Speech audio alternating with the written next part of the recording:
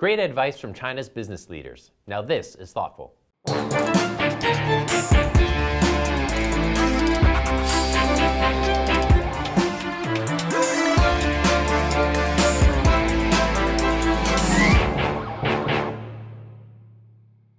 Hello, I'm Trevor Lai in Shanghai. This week we're celebrating the second anniversary of Thoughtful China, our weekly online show about building brands and doing business in China. To celebrate this milestone, we've been asking the guests in our studio over the past few weeks one very interesting question. What's the best advice they've ever been given? This week we're sharing their answers with you. We hope you enjoy this special episode of our show. Best piece of advice is when I came into JWT in 1998, we won the Merrill Lynch account, which was very significant at the time. And we were developing a global campaign for Merrill Lynch, which was very exciting. And I remember having a meeting with the CEO at the time, Dave Kamansky, and I remember saying, the agreement was he approved the campaign, but he said, Bob, you're going to have to go to every market and more or less get everybody to approve this. And I said, well, Dave, you're the CEO. Can't you just tell everybody that, get on board and we're going to go with it? He said, no, because what I've learned in the role of being CEO is the more you use your authority in that way, the less authority you will have over the course of time. You really have to influence, motivate, and inspire people to get on board. So that was actually one of the best pieces of advice I got, especially ultimately when I became the global CEO of JWT, that being the CEO is not about being a dictator. It's about inspiring people and motivating them to do the right thing. So there's a difference. Actually, that reminds me from my first boss, okay? We played together the Monopoly game, okay? And he shared with me the wisdom that I always remember is like, when you play the Monopoly, you always have the chance, and then you have the opportunity, all right? And he explained to me the chance just like the fate. It's just like you can't control it. It just comes. So what you can do is actually either you face it, take it, or you just try to escape, all right? But the way that he advised me, Stephen, you better face it. So I listened to him and then I face it. On the opportunity side is something very interesting, that opportunity, you can create your own opportunity. And that's a very important piece of advice from him to me as well. Opportunity, you can grasp the opportunity whenever you identify it, or you can create your own opportunity. I myself, I would rather create my own opportunity and then to set the right direction that I want to go. So that's possibly one of the best advice that I remember always, and then I apply it and then I share with it with my colleagues, my friends. Come to work every day with a smile. It was something that was told to me a very long time ago with my first mentor, actually, a gentleman who lives in Toronto. And he came up to me one day and he said, you don't smile every day when you come into work anymore, and I've noticed it. And he said, so from this day forward, we're going to figure out what's going to make you smile every single day. And I have a motto that I tell myself and I tell all of my staff and all the people that work around me, that if you're not smiling at work, then don't come into work. Because you need to love what you do if you're going to love what you do every day. So that's it. I smile every single day, and if you don't catch me smiling, then send me home. I got a best piece of advice from my ex-global boss. At the time, I worked with a company called Bakersfield Poker Base. We call BSB. It's all gone now, okay? The global chairman said one thing to me about 18 years ago. He said, nothing happened unless it happened in retail. I'd say one of the best pieces of advice, if you'd like to call it that I've been given, was from my grandfather. And he told me once, doesn't matter what you do, so long as you're the very best in the world at whatever it is. And his example was that he collected stamps. And he was the #1 stamp collector in the world for triangular stamps from the 1950s, from this particular island group with butterflies. So there was only one other person in the entire world who actually had an interest like him, and they were actually best mates. But in this particular niche, he was the world's #1. And I like the idea that it doesn't really matter what you choose to do, but that you can be the very best in your very, very, very niche area of what you do in the world. And I like that idea because it's very individualistic. Best advice I've ever received would be that when I receive an email where I'm dying to hit the reply button and write an answer because it's angered me or it's upset me or I really feel that the writer is in the wrong, right, is to write the email reply, put it in my drafts folder, and come back and look at it 4 hours later. Not a minute before 4 hours. Every single time I've done this, I've changed what I would have written. Yeah. And every single time I haven't done it, I've regretted sending the email. Well, I think I've received many bits of advice, but one that still sticks with you, it's a simplistic one of all. I was a friend with the late Tony Scott, who was a mentor of many directors and a usually charismatic person as well as an incredible director. And I remember I was shooting a film about 10 years ago, and we hit some difficulties with the actors and just producers and things. And I said to Tony, help me, what do I do, And he said, just kill, man, just kill. And I was like, wow, that sounds so harsh. But what he meant was just push on, just go for it. Don't ever stop, don't ever let them take away your energy and your enthusiasm for something. Because the director has to be the leader. Doesn't matter what's going on, essentially you are truly the captain of the boat. And I think it's as simple as that line was, that spirit has sort of remained inside myself, and there's many other people giving advice, but that seems to sort of put it in a nutshell. I think one thing very important, when I studied actually as a journalist, and 5 years later when I'm going to choose where I'm going and get promoted as editor-in-chief, and there's advice coming from another journalist and quite senior journalist, he's now professors doing the social reporting in Taiwan. He told me that, Lena, no matter where you go, how high you can fly, never forget the very, very beginning point that make you come to this field as a journalist. What is most important thing to you? What's the value? What you want to bring to the world? Never forget it. I think this is a very important part as Star Wars journalist and now as a managing director, coming from everyday writing and now looking at the figures. But I never forget what is really my motivation to join this world of media and what I want to bring out to our readers. So I think in life that we may fly high, we may encounter some difficulties, but we never forget what is the beginning point can touch you and bring you and give you courage. So the best advice I was given was by a now dear friend, and at the time a colleague, who was the CEO of Synovate. His name was Adrian Shador. And he basically told me kind of 3 principles to live by or to work by. And one is make sure that you're always challenging yourself and always learning. Constantly, don't settle for the status quo. Constantly be looking for opportunities to learn and push yourself. Second thing was surround yourself with good people who will challenge you, who will create a dynamic environment for which to learn from and grow from. And then the third piece, which really ties it all together, is constantly be working yourself out of a job. If you have confidence in your skills and your ability and you're constantly learning and building up your skill set, let go of what you're working on and look to the next challenge. And the best way of doing that is actually working yourself out of your current job. The founder of BBH, Nigel Bogle, once told me that it is not the deal that you make, but the deal that you have to live with. And I thought that, that advice translates to making decision. It's not the decision that you make, it's the decision that you can live with. And I thought that has been some of the guiding principle for me. Well, I grew up in a family of 7 kids, right in the middle. And that meant tough times. Battling both brothers and sisters. Wanted to get something done, I was usually back of the line.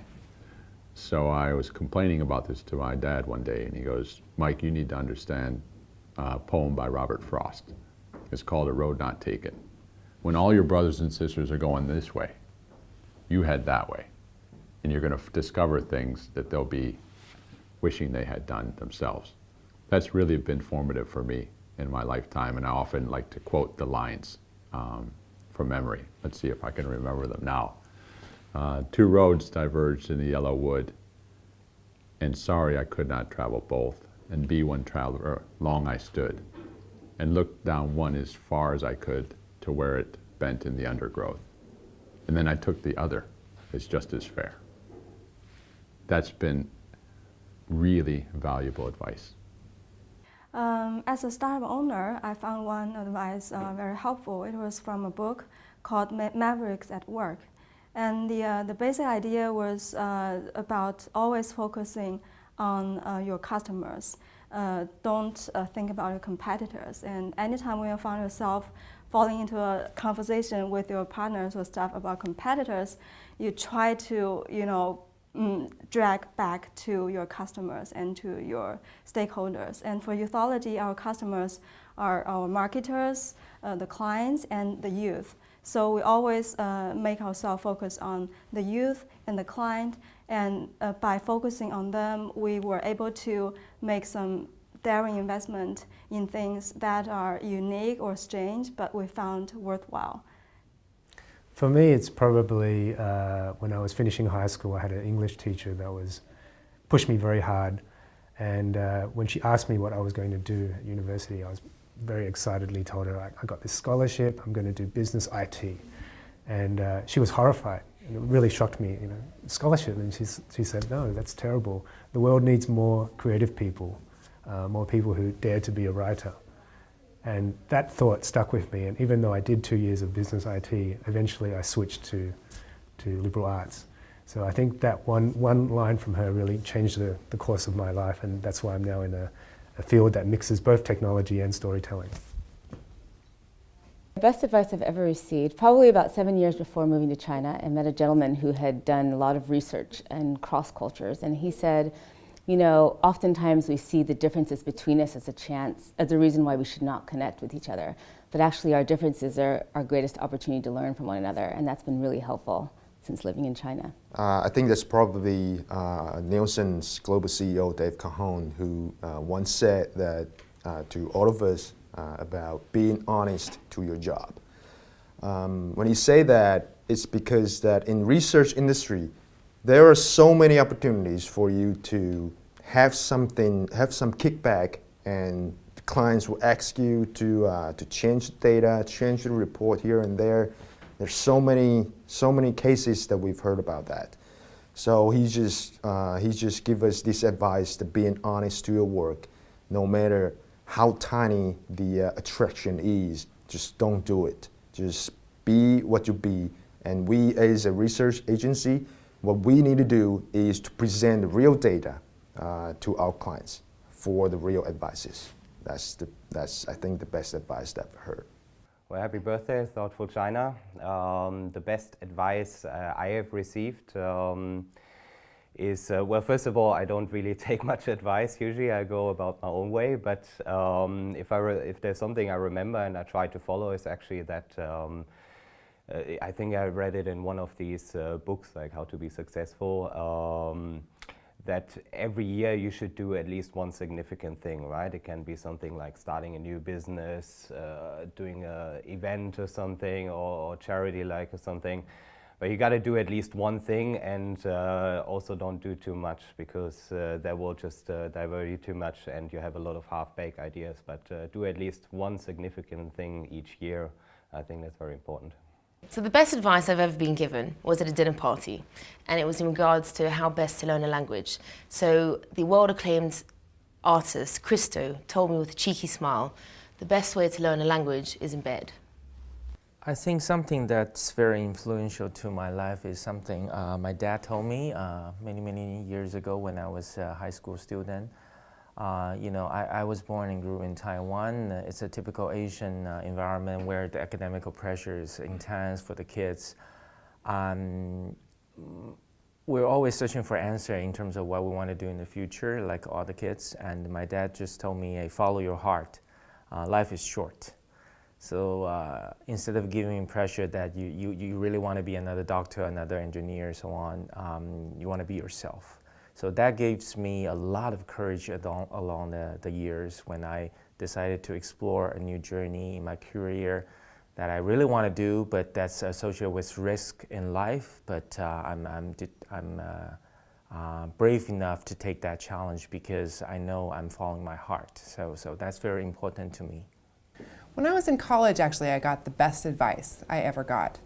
I was studying to get 2 degrees at the same time and working really hard, and I came across a quote that really inspired me and changed how I think about the world and how I think about what my responsibility is in it.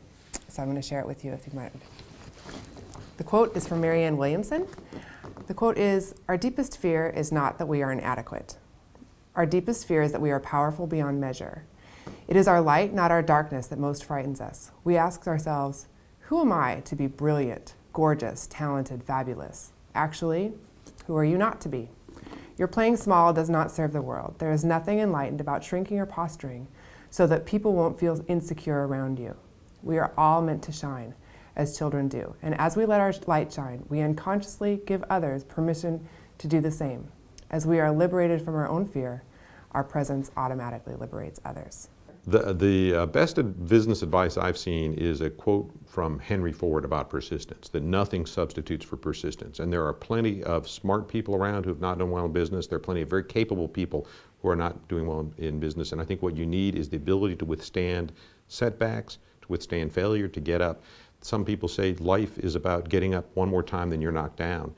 And any business, any startup has twists and turns. Not every day is a sunny day. So you have to have that persistence, you have to have that faith in yourself, faith in what you're doing, and be able to get through challenges. So that is the single bit of advice I would pass on to others who are looking at business. Congratulations on the Thoughtful China 2-year anniversary, and it's the best opportunity to share with my best advice from other people. Actually, it's a very simple sentence. It's like, it's from my line manager when I started my career in this industry. It's like, do the right thing instead of do things right. So the single, perhaps most important piece of advice that I've been given came from my father, who himself worked in Asia for over 30 years. But he told me, mostly related to business, but I think this also applies in personal life, that you really need to stand up for your convictions, to speak your mind, and to speak up when you think something is right or something is wrong. If you have an opinion on a business perspective or a business decision, to make sure that you speak up. That does get me into trouble sometimes, but I think if I didn't say things, it would get me or my business or what I'm doing into even more trouble. So that's something I really try to live by, which is if you hear something, say something. If you think strongly about something, make sure you speak up, even if other people think that you're crazy, to really stay true to what you believe in. I think the best advice I had was really not to just talk to or focus upon the senior clients or people in the room. I remember very early in my career that there was a junior client who was absolutely, disrespected by a senior management at various points, and a few years later he came back as a senior client on another piece of business and fired the agency. So since then I've always really been very careful to make sure that everyone is covered. I'd like to share a piece of advice that sort of like have affected my career so far. I wish it was this advice though that my mom gave, marry rich. It didn't happen. So I have to give you my second best advice that I've heard so far. It's actually from Steve Jobs. I'm going to read it from my phone because it's quite long. The real leadership lessons of Steve Jobs: 1, focus. 2, simplify. 3, take responsibility end to end. 4, when behind, leapfrog. 5, put products before profits. 6, don't be a slave to focus group. 7, ban reality. 8, input. 9, push for perfection. 10, tolerate only A players. 11, engage face-to-face. 12, know the big picture and details. 13, combine the humanities and the sciences. And last, stay hungry, stay foolish. Thank you. After I graduated from the university many years ago, my first job was with a government agency. When I chatted with one of my colleagues who is a little bit older than I do, he told me that you have to be ready before opportunities come to you. I think that's something I've benefited from for many years. And actually, that's not only for my personal life and my personal career life, but also for the organization I have worked with. For instance, when I'm ready or the organization is ready with experiences, with knowledge we need, with the skill set we need, with the structure we need, with the strategy we need, then when the opportunities come, we usually could get the success we want, we need. So that's something I like very well. And actually, I haven't got in touch with that colleague for many years, but I really want to thank him for the good advice he has given to me many years ago. The best advice, or some, like I get a lot of advice from people, they want to offer me advice all the time, but I think the things that I find actually the best advice that I've actually been given is not to take any advice. So I think you realize that everybody who's giving you that advice had a different circumstance that they were in that helped them succeed, and it could have been many things, like the people around them, the markets, their skill set, you name it. But I think it's best to understand why it worked for them and understand the principles that apply to what they decided to pursue. And I think that for me is important, as I find listening to some of the things that people have done that have worked, understanding what they did and what are the attitudes they were taking to do that. And part of it is the persistence. It's just like never take no for an answer is probably one of my favorite, is the fact that, you know, people will say no, but if you're persistent enough and you understand why they're saying no, it's very easy to understand how to convert that no eventually to a yes. And sometimes with many, like very simple things like timing. And maybe it's because this is not the right fit for that particular product that they have. There's so many reasons, but just, there's a lot of people I know that just kind of take the no and go, all right, I guess I'm not gonna work, right? But if you just ask them, it's so much easier to learn more about even your own product and the flaws that it may have, because nothing's perfect, and then continue to evolve from there. Well, one of my former competitors, Chris Walton, once told me something that resonated with me, which was in China you're only ever one phone call away from a disaster. And I think that's true, that you need to be always mindful of the implications of the actions that you're doing, whether it be in media and the delivery of, you know, campaign objectives, or just in general life things that happen. I think you need to be prepared for things to take some time, and also to do a U-turn. And sometimes you do get a phone call which is quite disturbing. That wraps it up for today. Be sure to subscribe to us on Tudo and YouTube. You can also follow us on Weibo and Twitter, and join our LinkedIn group. See you again.